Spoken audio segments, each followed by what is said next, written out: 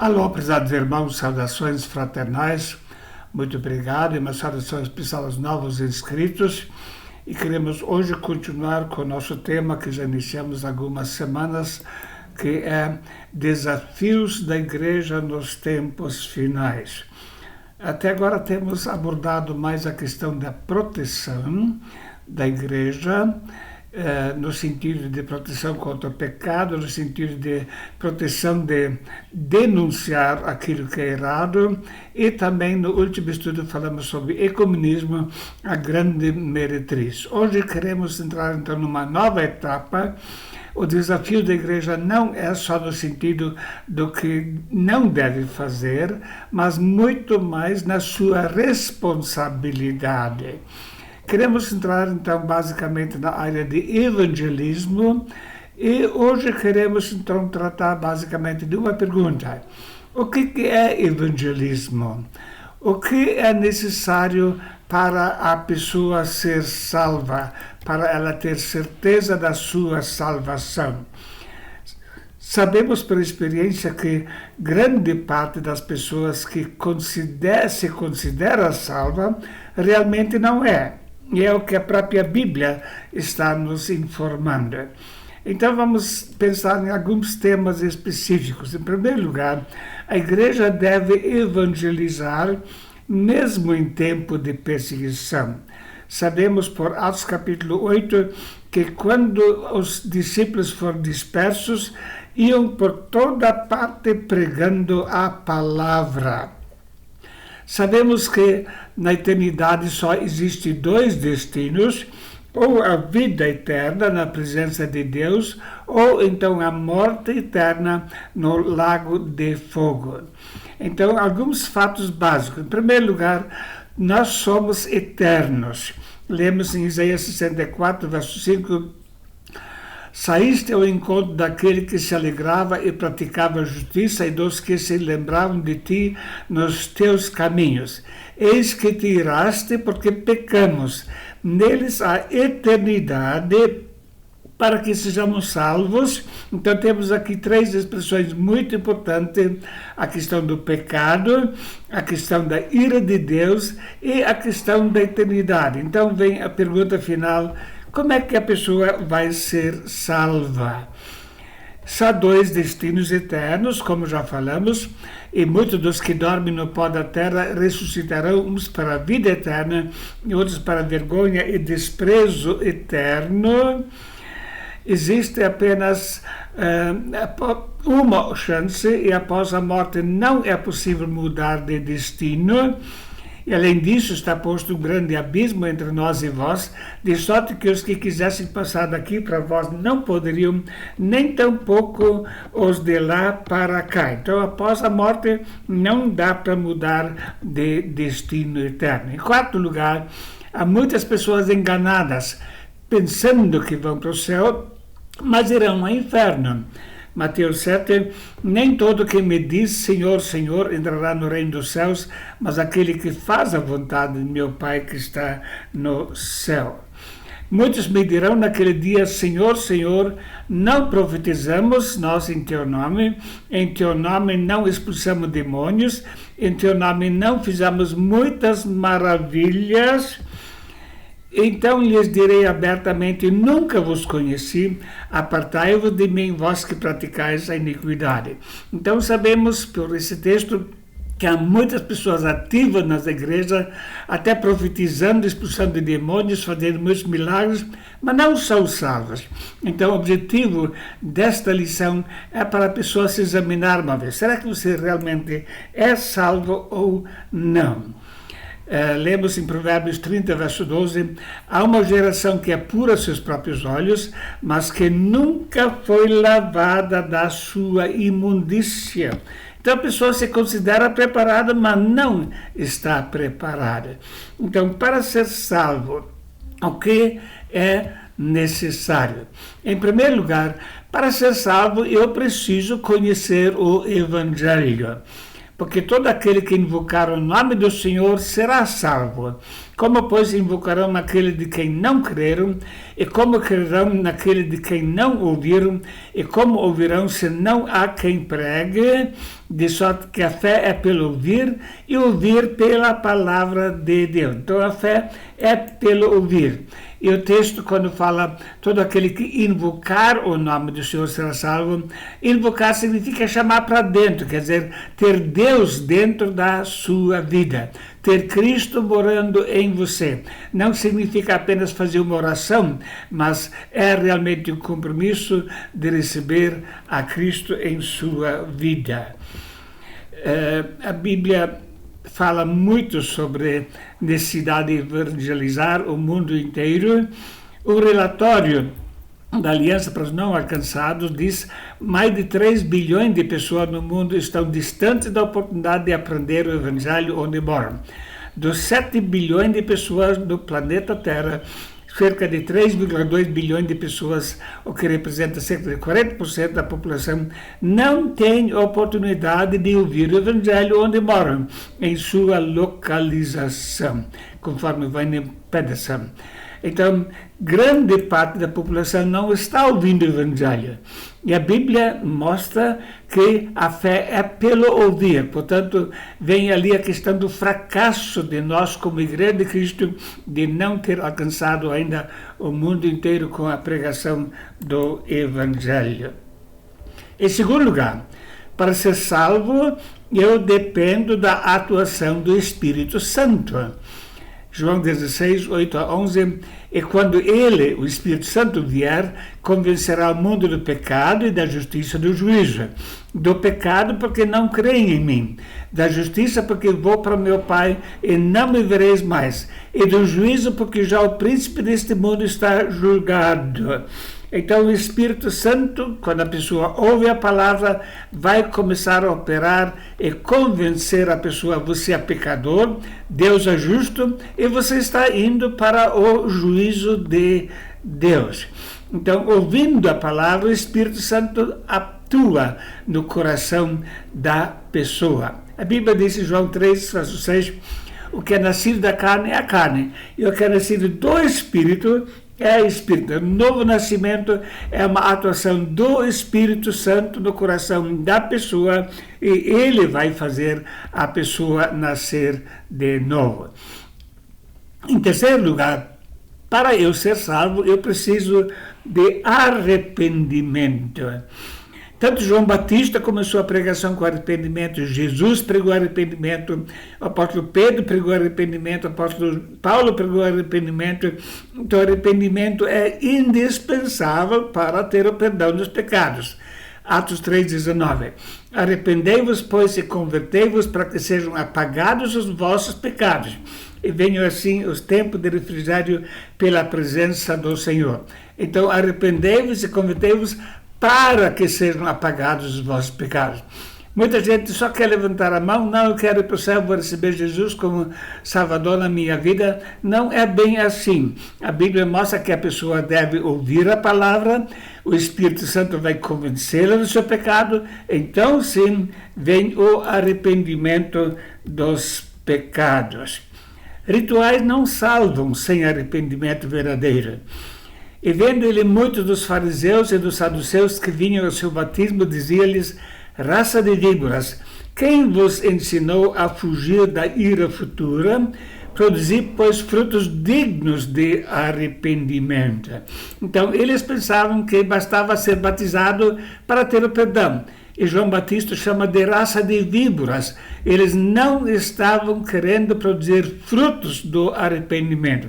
Quer dizer, o arrependimento e conversão estão intimamente ligados e a pessoa arrependida vai realmente ter uma mudança radical na sua vida. A palavra arrependimento vem da expressão metaneu, quer dizer significando mudança de pensamento. E dali vem a metamorfose, a expressão metamorfose, onde vemos que uma lagarta é transformada completamente para finalmente ir voando como uma borboleta. Isso quer dizer que a pessoa arrependida realmente vai apresentar mudança na sua vida prática e não vai apenas ter uma expressão de seguir algum ritual e cumprir alguma orientação. Em Atos 17 nós lemos: mas Deus, não tendo em conta o tempo da ignorância, anuncia agora a todos os homens em todo lugar que se arrependam, porquanto tem determinado um dia em que com justiça há de julgar o mundo por meio do homem que destinou, e disso deu certeza a todos, ressuscitando-o dentre os mortos. Então veja que o apóstolo prega arrependimento e faz menção do juízo de Deus. Quer dizer, a pessoa realmente deve estar com medo das consequências quando continua vivendo numa vida de pecados. Em quarto lugar, para eu ser salvo, eu preciso confessar a Cristo como Senhor. Isso quer dizer assumir um compromisso de obediência, de submissão a Cristo. Ele vai ser o Senhor da minha vida. Se com a tua boca confessares a Jesus como Senhor, no fim serás salvo. Hoje em dia se fala muito: receba Jesus como teu Salvador. É interessante que o Novo Testamento nunca fala: receba Jesus como teu Salvador. É verdade que ele é Salvador, mas ele se torna Salvador das pessoas que o recebem como Senhor da sua vida. Muita gente quer fazer uma decisão para entrar no céu, mas não quer ter um compromisso de realmente obedecer e seguir ao Senhor também na sua vida prática. Lemos em Hebreus 5, 8 e 9: ainda que era filho, aprendeu a obediência por aquilo que padeceu, e sendo ele consumado, veio a ser causa de eterna salvação. Para quem? Para aqueles que recebem como Salvador? Não. Para todos os que lhe obedecem. Então veja, a salvação está ligado intimamente a um compromisso de ter Cristo como Senhor da minha vida. Ele é que vai dirigir, eu vou obedecê-lo em todos os sentidos da minha vida. Lemos como exemplo uma submissão também à doutrina, o abandono de uma doutrina errada e a aceitação da doutrina bíblica. Romanos 6, 17, mas graças a Deus que, tendo sido servos do pecado, obedeceste de coração a forma de doutrina. Então a pessoa vai estudar também a doutrina bíblica. Era servo do pecado, mas agora vai ser servo de Cristo. Isso implica também em obedecer à doutrina. Um exemplo prático temos em 1 Tessalonicenses capítulo 1, verso 9. Porque eles mesmos anunciam de nós qual a entrada que tivemos para convosco, e como dos ídolos vos convertestes a Deus para servir ao Deus vivo. Isso quer dizer, a pessoa vai abandonar a sua vida de idolatria, de se prostrar perante imagem, de orar para santos, assim por diante.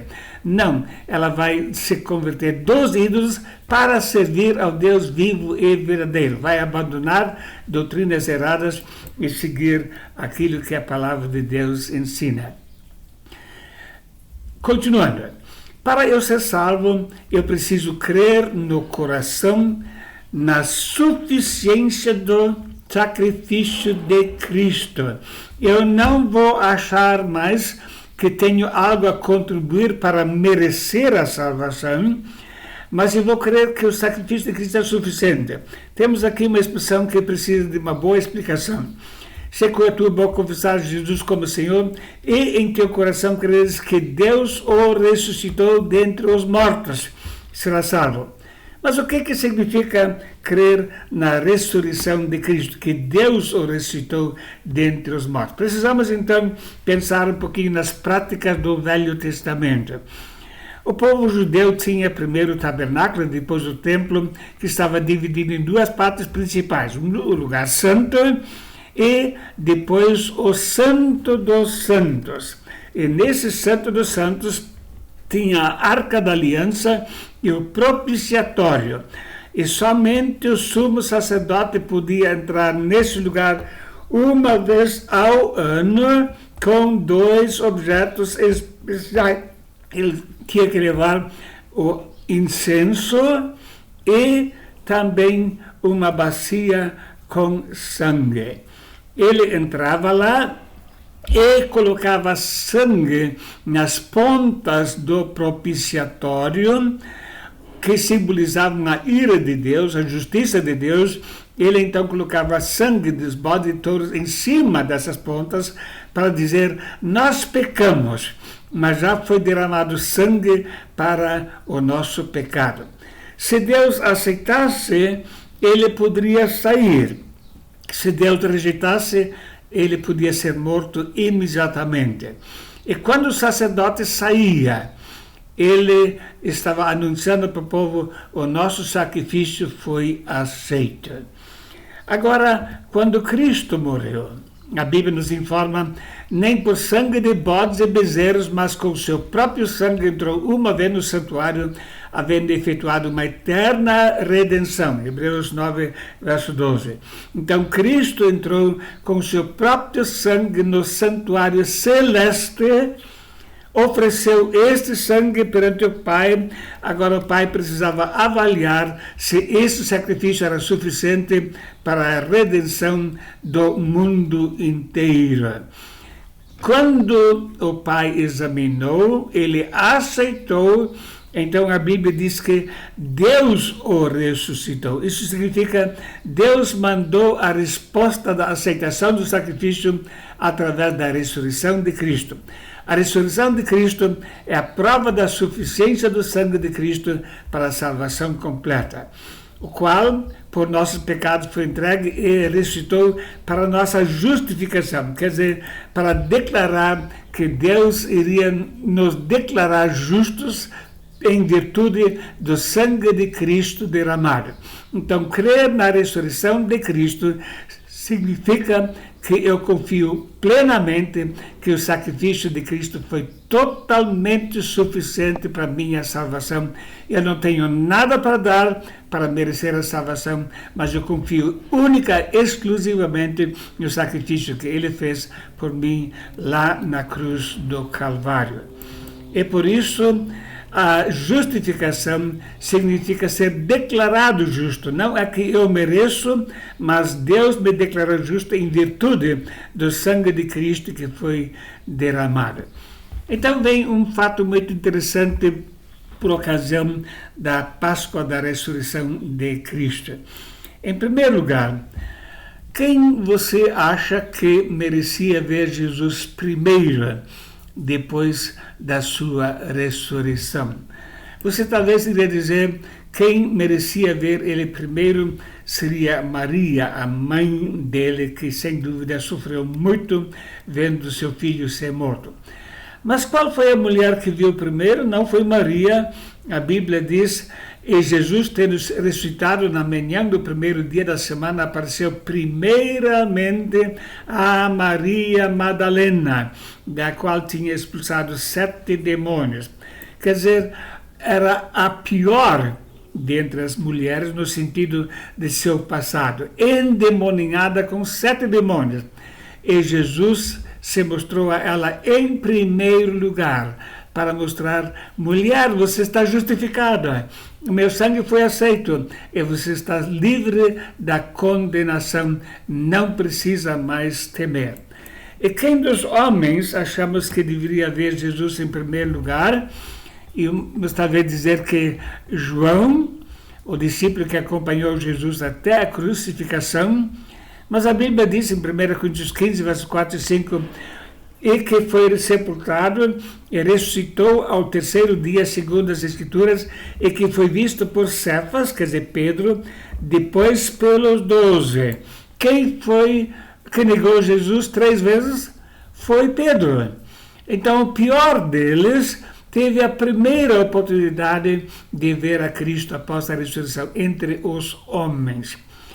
Isso quer dizer, se nós estamos talvez traumatizados com o nosso passado, se nós talvez estamos com dúvidas: será que tem perdão para meu pecado? Eu posso estar plenamente suficiente. O sangue de Cristo cobre todos os pecados. O sangue de Jesus nos purifica de todo o pecado. Então eu posso estar plenamente confiante na salvação. Qual é então a sua situação perante Deus. A Bíblia diz: examinai-vos a vós mesmos se realmente estáis na fé. Provai-vos a vós mesmos, ou não reconheceis que Jesus Cristo está em vós, se é que não já estáis reprovados. Então, examinai-vos a vós mesmos se realmente está na fé. Tem muita gente que fez uma decisão superficial baseada apenas na razão ou na emoção, sem a atuação do Espírito Santo. Por isso é muito importante que cada pessoa se examine a si mesma. Então, algumas perguntas específicas. Você ouviu o Evangelho da Salvação? Esse é o primeiro passo necessário para a pessoa poder ser salva. Em segundo lugar, o Espírito Santo convenceu do pecado, da justiça, do juízo. Sem a atuação do Espírito Santo não tem salvação. O que é nascido da carne é carne, e o que é nascido do Espírito é Espírito. Em terceiro lugar, você produziu frutos dignos de arrependimento, realmente estava arrependido dos seus pecados. Em quarto lugar, Jesus Cristo realmente é o Senhor da sua vida, tanto na conduta como na fé, nas crenças, ou você apenas queria escapar do inferno, mas quer seguir o seu próprio caminho? Você tem confiado plenamente na suficiência do sangue de Cristo para a sua salvação? É necessário crer na ressurreição, quer dizer, crer que o sacrifício dele foi totalmente suficiente. Então a Bíblia diz: quem tem o Filho tem a vida. Quem não tem o Filho de Deus não tem a vida. Essas coisas vos escrevi a vossos que credes no nome do Filho de Deus, para que saibais que tendes a vida eterna e para que creais no nome do Filho de Deus. Sim, é possível saber que tem a vida eterna. Quem tem o Filho tem a vida. E ter o Filho significa ter recebido Ele como Senhor, e então, em consequência disso, Ele se tornou o seu Salvador, perdoando todos os seus pecados. Que Deus possa nos abençoar na meditação da sua palavra, e queremos, a partir do próximo estudo, entrar então em detalhes sobre a nossa responsabilidade perante o mundo de pregar o Evangelho a toda a criatura. Muito obrigado e que Deus abençoe ricamente. Amém.